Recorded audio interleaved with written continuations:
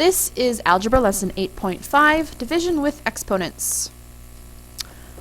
Couple rules here. For any non-zero value of b and any integer values of m and n, the division property of exponents, if I have the same base b and I'm dividing those with powers n and m, I can simply subtract those powers. The base stays the same. If I have negative exponents, if b is raised to the power of negative n, a negative power tells me to reciprocate. I'm going to put that over 1 just to kind of help me. A negative power means flip it. So I'm going to flip that fraction, and then my negative n that was in the numerator will now become a positive n in my denominator. It's kind of small. I'm going to write a little bigger. So I flipped it, and then my negative power is now a positive power.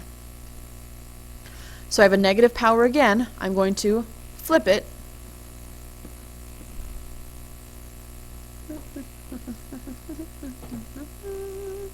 and then my negative power that was in the denominator now goes into the numerator. And anything to the power of 0, doesn't matter what it is, it's always 1. 3 to the 0, 12 to the 0, x to the 0, always 1. Okay? My examples use my properties of exponents to rewrite in a simpler form. So, x to the 12th over x to the 5. If I wanted to take the time to expand this, I have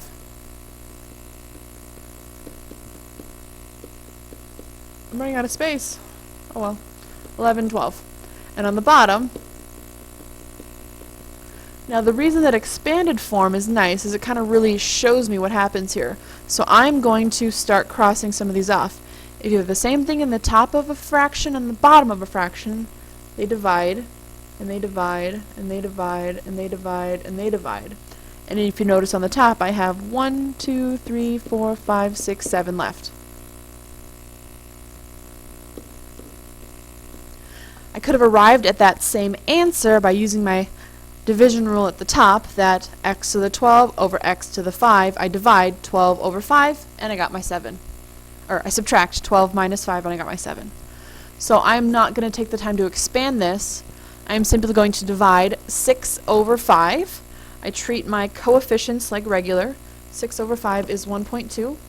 And my exponent gets subtracted, x to the 5th. On letter C, I'm going to treat the numerator with my multiplication rules from the previous section. I do 3 times 8, and I'm going to get the value. And then x2, x4 become x6. The denominator I'm going to leave unchanged at this point. And now I will treat those with my division rules.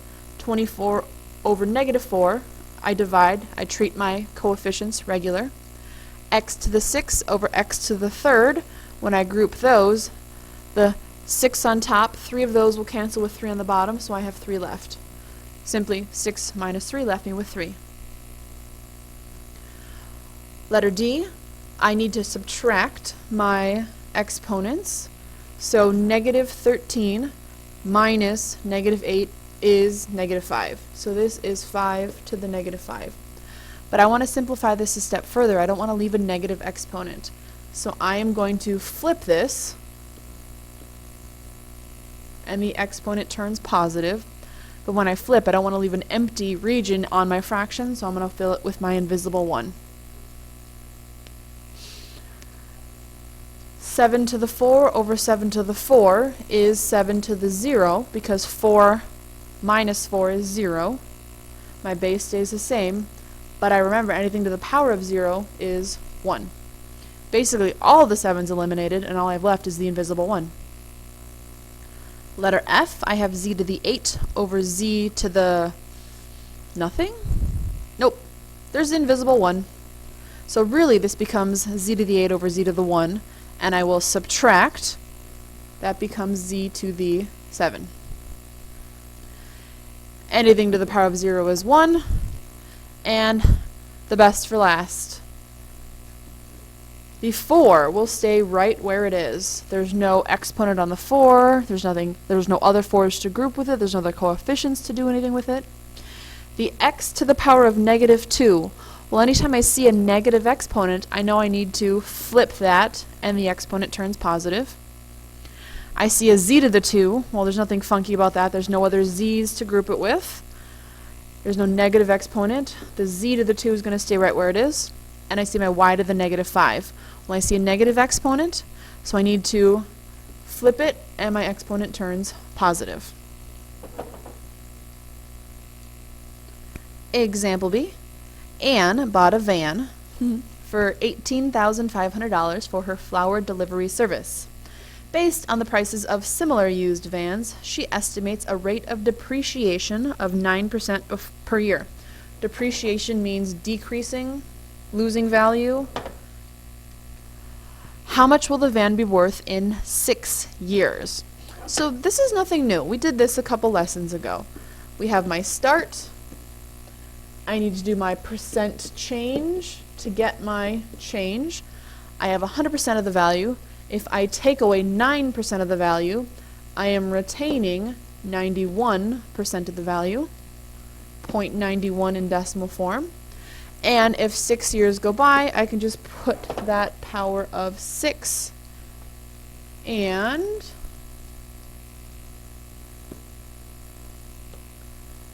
$18,500, retaining 91% of its value after 6 years? 6 years. The van is worth $10,505.58. 505? 505.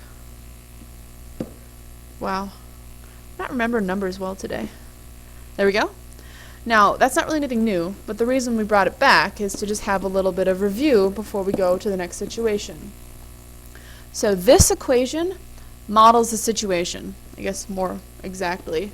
That equation models the situation. That equation is always that equation. Just because I'm going 2 years in the past doesn't mean I'm going to alter this to go increasing by 9%. I am still going to decrease by 9%, but then to go 2 years into the past, I will use my negative exponent of negative 2.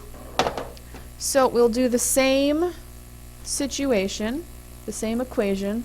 I will just switch that power to a negative 2 instead of a 6, and 2 years ago, the van was worth $22,340.30.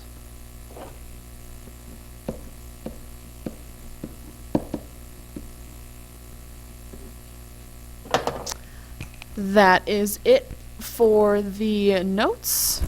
Good luck on the exercises, and as always, let me know if you need any help.